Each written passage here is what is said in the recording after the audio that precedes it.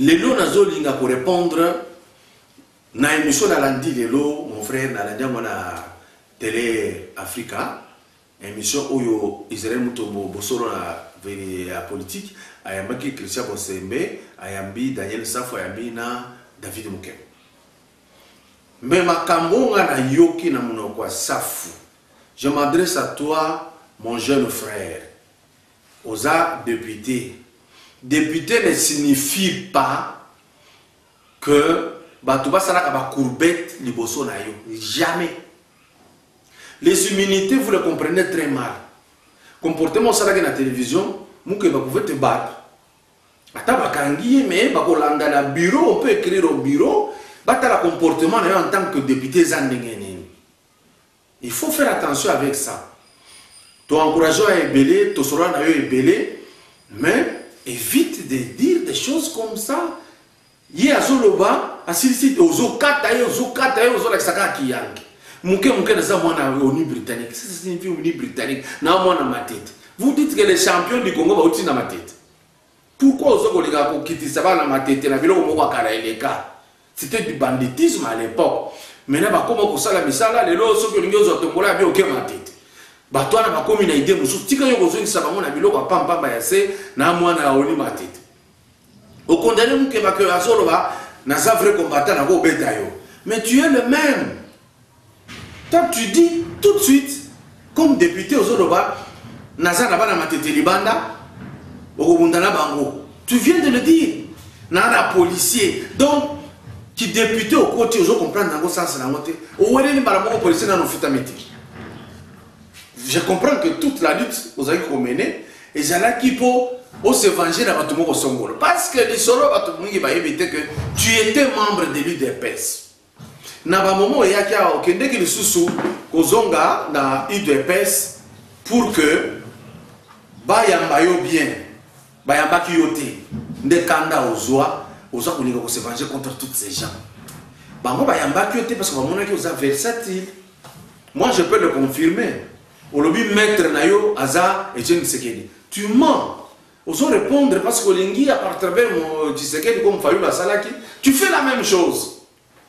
Mais maître Nayo Azalaki Moutouya, majorité présidentielle. C'est le professeur Banzama Lale.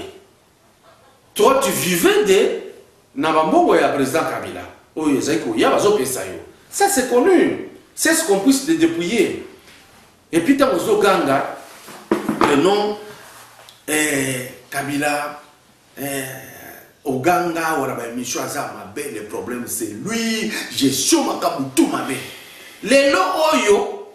Yo aussi pour la parole à Mouzito pour dire Félix Aza m'a bien makasi koleka Kabila. Ma bien na ezarani. Il n'a même pas un mois. Il y a pouvoir yo aussi ma bien. Tala biloko zoloba un député. Na tout yo yo Daniel. Soki tant que tout na question ma bien na eza wapi au lobby territorial Mobimba Kabila nde a récupéré abo et puis ça ni soki a récupéré. Ce qui soit récupéré, ma belle Félix Ouanozolo Azam avec le Kabila est Zawapi. Ce qui a récupéré pour le bac que Kabila Azam a bête à la négasali pour récupérer les sous-sous, Tobundisa et même Escaki. Non, Yozo Bundisa Félix, on le peut faire ça ma belle collègue. Daniel, t'as un appel aux constitutions. Ça m'étonne aux Oloba, je maîtrise la science. Quelle science? Science est belée. Aux Agina Christa Bosembe na plateau. À côté, tout n'a par moment, il y a ça les droits, il y a le journalisme effacique. Tout n'a y est-ce que l'on est le binin? Je vais lire une chose ici. Le président de la République, article 83 de la Constitution, dispose que le président de la République est le commandant suprême. Est-ce que vous voyez le mot suprême? Suprême des forces armées. Il préside le conseil supérieur de la défense. Yo, il y a le mot suprême. Yo, ça dit journalisme. Tu ne peux pas expliquer ça. Comment yo zo mona siko difficulté à Félix qu'on maîtrisait biloko. Quand il est suprême. Dieu le créateur n'a qu'à ça suprême. Il fait ce qu'il peut faire dans Negalingi. Mais dans la Constitution, il y a des garde-fous. Le président de la République est le commandant suprême des forces armées. Token article 82, ça dispose ce qui suit. Le président de la République nomme, relève de leurs fonctions, le cas échéant, révoque par ordonnance les magistrats du siège. Encore tout d'abord, c'est les magistrats du siège, de magistrat assis, magistrat debout. Yo maîtriser science mobimba kendo tuna. C'est-à-dire magistrat du siège,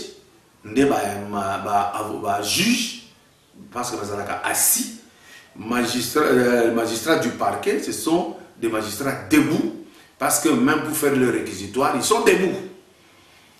Sur proposition du Conseil supérieur de la magistrature. Ce qui a boyi, batikali. Ce qui a nimi bakei. Prérogative mi balé oyo et le belelo. Daniel, yo maîtrisé science mobimba, totangela yo. Moi, je suis licencié en droit. Nakolo bateke na yebi science mobimba, makabota les journalistes font na tout na yo. Mais yo lokolo yebi non, c'est extraordinaire. Le gouvernement conduit la politique de la nation. La défense, la sécurité et les affaires étrangères sont des domaines de collaboration entre le président de la République et le gouvernement.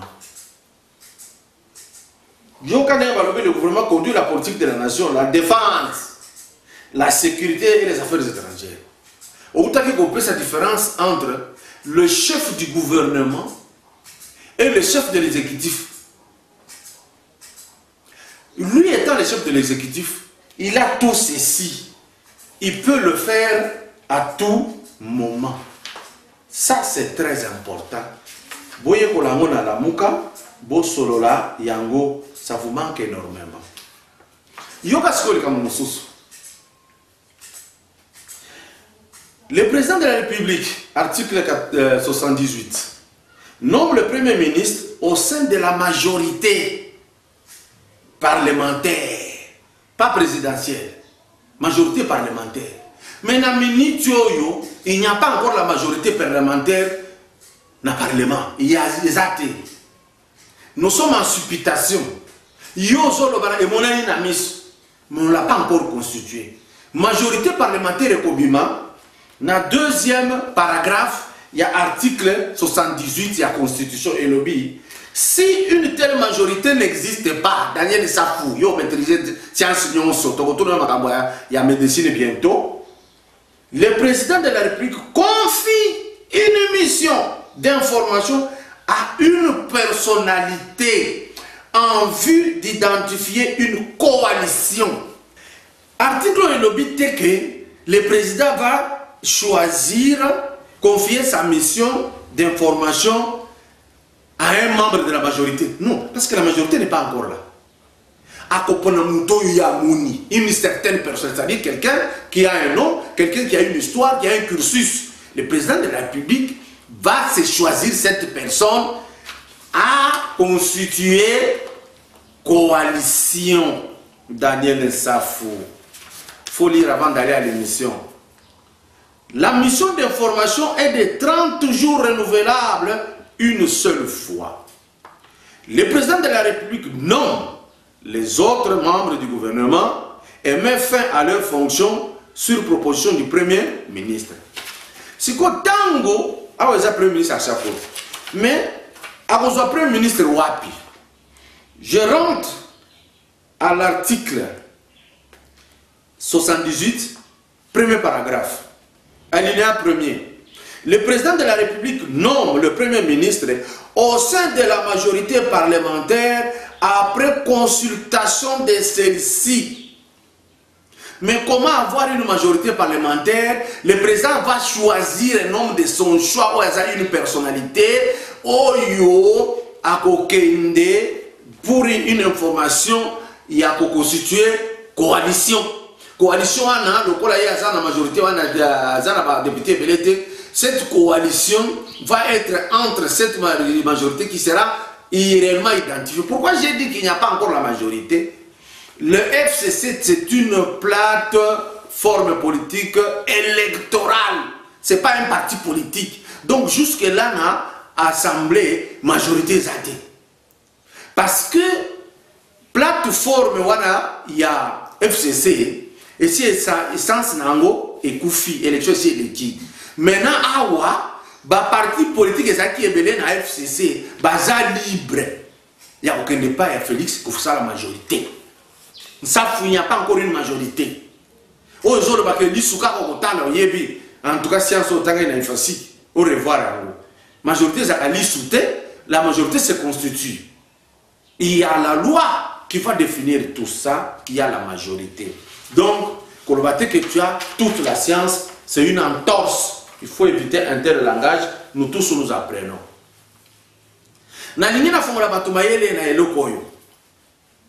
Le monsieur Fayoulou Azalelo libre à la meeting na lobby na Sainte-Thérèse.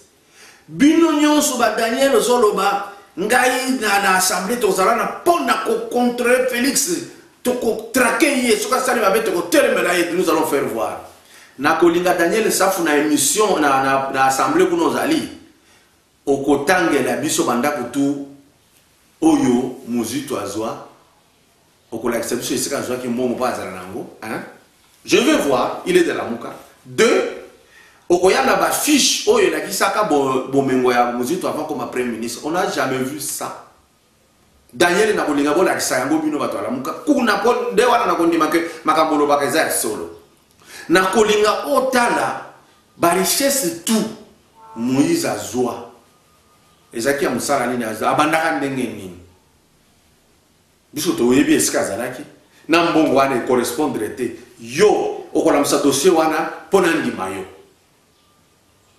Monsieur Daniel Saf na kolinga obimisa dossier ya Fayoulou na assemblée ya ndenge za ko futa te impôt na taxe ya Faden House wana ndena kondima ke makamozolo baza ya solo apparemment telemilika à Félix na noyo okozoye na eloko nini.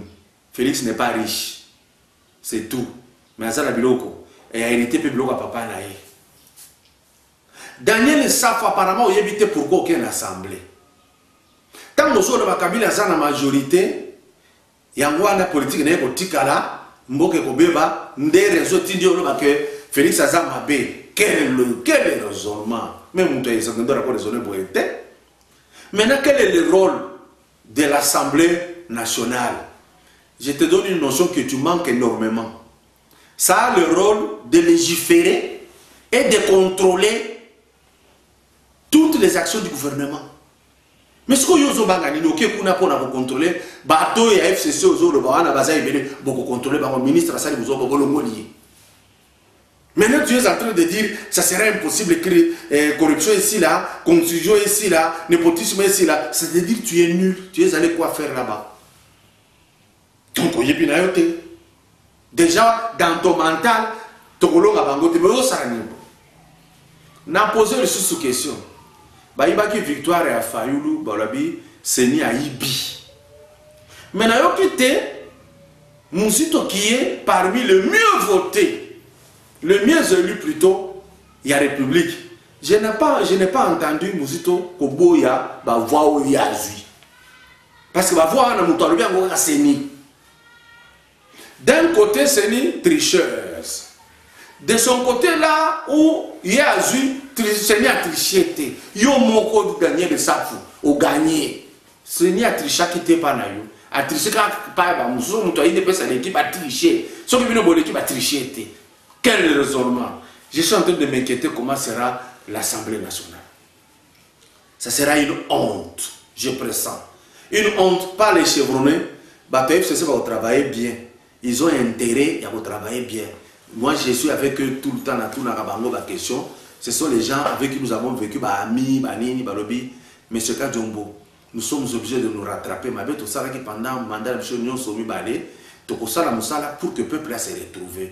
Ils ont la conscience. Sanctions sur la péché de l'Union européenne, les canapotes, tout ça, la bonne aboye.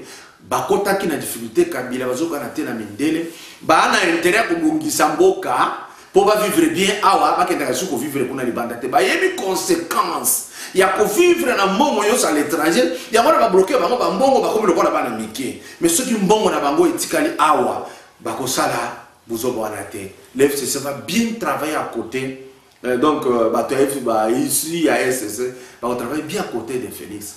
Et puis, la majorité se constitue au fur et à mesure. Vous avez encore 3 mois pour arriver à ça. Et puis, quand Mingité, Daniel Safo, il faut invalider, parce que ta petite calicuna pour que vous commis définitivement à député. Bon, c'est là, cour constitutionnelle, et le Bakayo, Daniel, définitivement, tu es député. Mais dans l'entretemps, et ça, provisoire, ne l'osoye batté. Na répondre ce qu'on a Mozito. Ah, Mozito. Mozito, tu as la chance de poursuivre le terre. Mais un de ceux qui ont dit, Tshisekedi est pire que Kabila. Je comprends pourquoi tu le dis. Yo avez un dossier ma belle. Parce que moi déjà un dossier tu sais que tu es sur la liste et tu vas aller là.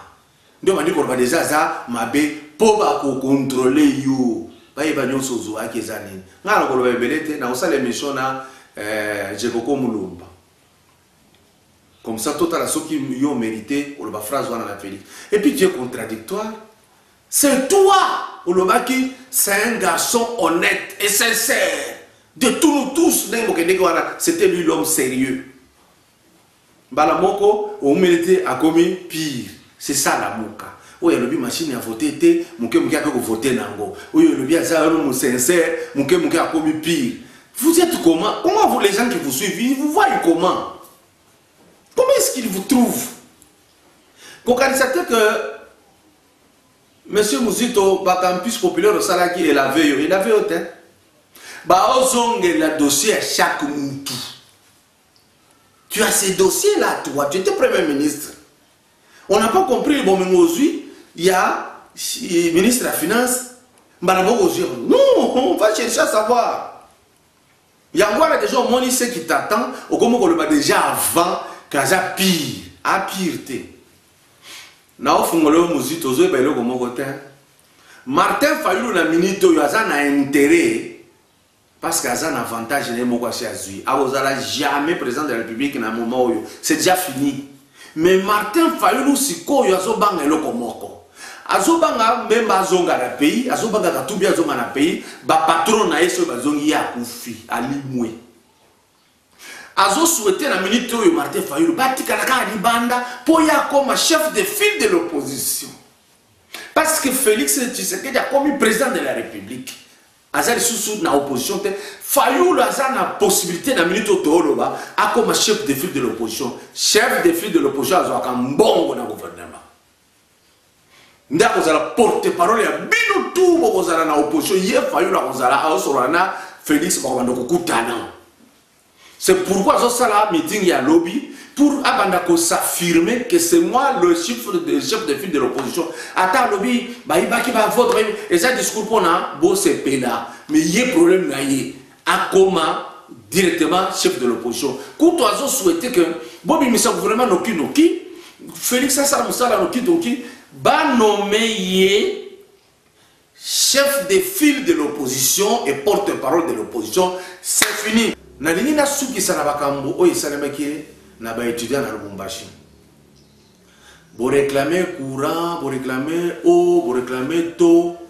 Et là on a kamaki ezaki que makambo ato wana bo mandaki nango na rentrée académique Félix Azaka président. Tant ba bongisi yango na président Félix, coup de chapeau, président Azaka ndenge wana. Tiko tak a bongisi yango bozongi. Pour créer le sous-chapitre, nous sous-autres récupérer le corps. Ce qui pour récupérer le corps, est-ce que dans le campus, il y a un machine mort des alaka? Bon, il y a beaucoup de bango wapi. Tala, au lieu de réclamer kuna corps ezali, bino boke ko attaquer na wenze, bo attaquer na bazandu, bo attaquer na magasin, na ville ya Lubumbashi, bo boteli pick-up ya mutu. Bo tche biloko na kati bo komo ki mabozonga, bo kwei na mutu kawana. Au moins, il y a et je dis sans mâcher le mot. Quelqu'un était derrière vous, le qui est derrière vous? Parce que la réclamation va penser qu'il y a une solution et puis vous continuez et ça n'a sens. Félix Tshisekedi frappe très fort. Il y a un discours à bateau, on a un contrôle. Il est pire. Il est pire que Joseph. Yo, Salina, Salate, on comme pire. nazo senga na mon président Félix Antoine Tshisekedi Tshilombo, comme on appelle les Balobes, Tshisekedi Tshilombo. Zoua professeur Luzolo Bambi, il était mon professeur de droit pénal dans 2e graduat. Il m'a dirigé dans les cours de séminaire. Dans son cours, il va se rappeler mon professeur quand j'ai réclamé mes 18 sur 20. Nous avons appelé ça un moment dans la pharmacie de l'indépendance, dans ce pays-là fort. Luzolo Bambi a un dossier à mon qui m'a 15 milliards, 20 milliards. Ayemi nani aibaki. Président Félix, récupérer Moutouana. Ngaputo na osepela, pour récupérer. So imagine que se crée comme un progrès de la République. Tchaï. Mais na kolinga boete bote kaka kabanga numbi. Oyo ayebi wa dossier pe beleke. Oyo dossier ezalaki ya solo na finaka yango bari bimbo lokolo finaki fongola yango sikoyo. Kotika bango te. Ils ne sont pas aussi mauvais que vous le pensez. Mais Zoua Luzolo, pour ça, c'est Pembeni. Il est aussi de FCC, non? Nommé ministre de la Justice. Pour ça, la question que le ministre dossier, moi, quand on a et ça l'a quitté. Parce qu'on comprend. Tu es ministre de la Justice. En récupérant tout le monde, tout le monde, CP là. Ba Congo. Tokolo chapitre na bino babongisa bino banzela oyo babandaka Pierre to ya liboso puis basala ngol souté. Il faut parce que bino so banzela bongi tokolia bien na Kishasa. Na bandu no banzela muso bongi tokolia kitoko na Kishasa. Parce que sans bino Kishasa ezate. Kishasa ezate. Luzolo Bambi. Na lobi lokola granya wa lobaka ngaye. Luzolo Bambi. Président Félix Etienne. Président Kamere, yo sa tête. Tu es l'animal politique de ce pays. Pour récupérer Luzolo Bambi Azana dossier. Bon, ça la dit sous tête que Tozolo Gato Yeba. Azali, Ayanango. Boluka Monsieur Lokondo. Oh, ya saki contre makamasa ko sala kuna. Ayebi pourquoi ça na contre bozu. Abo ngisa boya ne pembeni. Bo lancer na terrain. Majorité présidentielle et qu'on se constituer avec les gens de FCC, bako sala makamuzo raisonner était faux. Boteluza ka machine à voter awa et comme ka psychose. Ngana kota na voter comme bimi bien na moni ngo pibe na tia na urne. Luzolo Bambi. Merci pour la mon professeur, tu m'as donné un cours 2 ans durant. Merci.